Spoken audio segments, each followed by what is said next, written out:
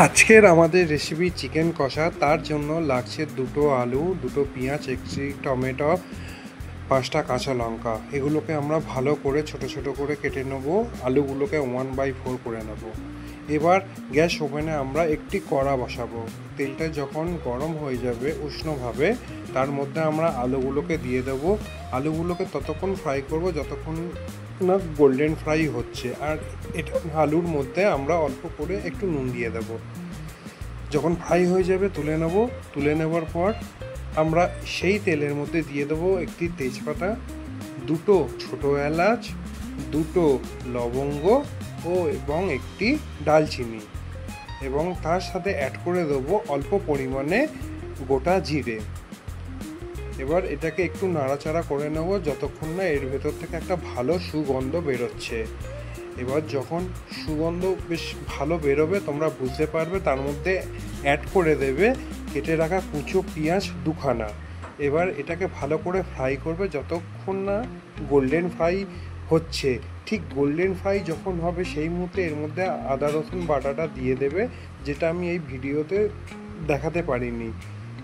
তারপর একটু নাড়াচাড়া করবে 30 সেকেন্ড মতো। করার পর ঠিক এই রকম কালার এসে যাবে, তখন এর মধ্যে দিয়ে দিতে হবে টমেটো কুচি এবং কাঁচা লঙ্কা কুচি, যেগুলো আমরা কেটে রেখেছিলাম আগে থেকে।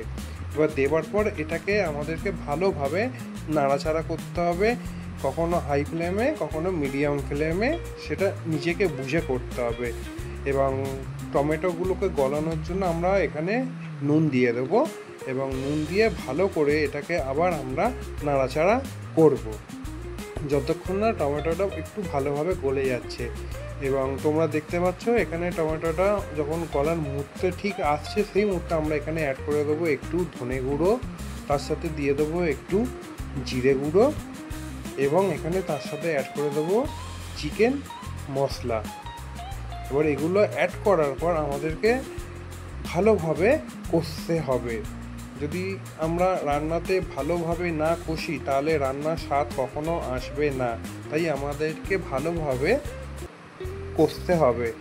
এগুলো যখন আমরা ভালোভাবে কষবো তখন আস্তে আস্তে দেখবে একটু তেল বেরোবে। ঠিক ওই মুহূর্তে আমাদেরকে এখানে দিয়ে দিতে হবে 2 চামচ ফ্যাটানো দই, টক দই ব্যবহার করবে। এবার টক দই দেওয়ার পর আমাদেরকে আবার ভালোভাবে এটাকে কষে নিতে হবে। তো তোমরা দেখতে পাচ্ছ কালারটা কত সুন্দর এসছে। এবার যখন দেখবে এরকম ঠিক তেল তেল বেরোচ্ছে, ঠিক সেই মুহূর্তে আমাদেরকে যে চিকেনগুলো ধুয়ে রেখেছিলাম ওইগুলোকে দিয়ে দিতে হবে, এবং এটাকে 10 মিনিট ভালোভাবে কড়ার মধ্যে কষতে হবে।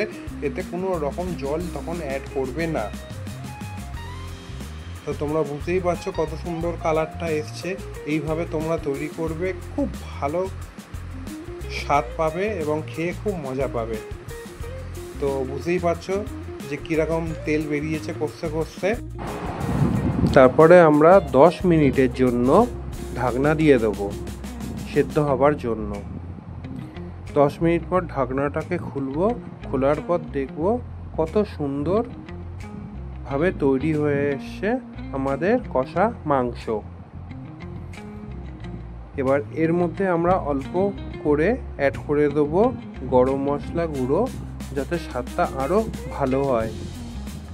গরম মশলা গুঁড়ো অ্যাড করার পর আমাদেরকে একটু ভালো করে নাড়াচাড়া করতে হবে খুন্তি দিয়ে মাংসটাকে কড়ার মধ্যে। তো তোমরা দেখতেই পাচ্ছ কত সুন্দর কালার এসছে।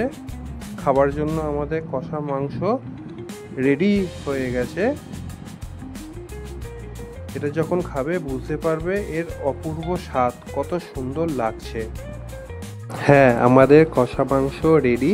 এর মধ্যে আমি কোনো রকম গুঁড়ো লঙ্কা, শুকনো লঙ্কা ব্যবহার করিনি। ইভেন এই কষা মাংসের মধ্যে কোনো রকম জলও ব্যবহার করিনি।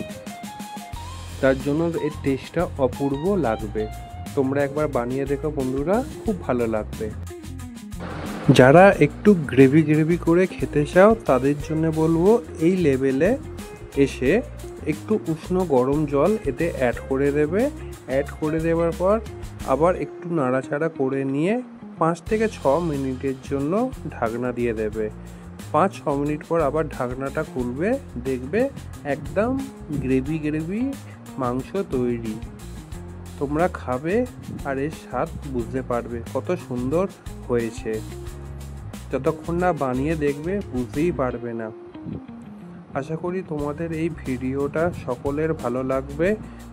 প্রথমবার ভিডিও করছি, ভুল ত্রুটি হলে ক্ষমা করবেন। ধন্যবাদ বন্ধুরা।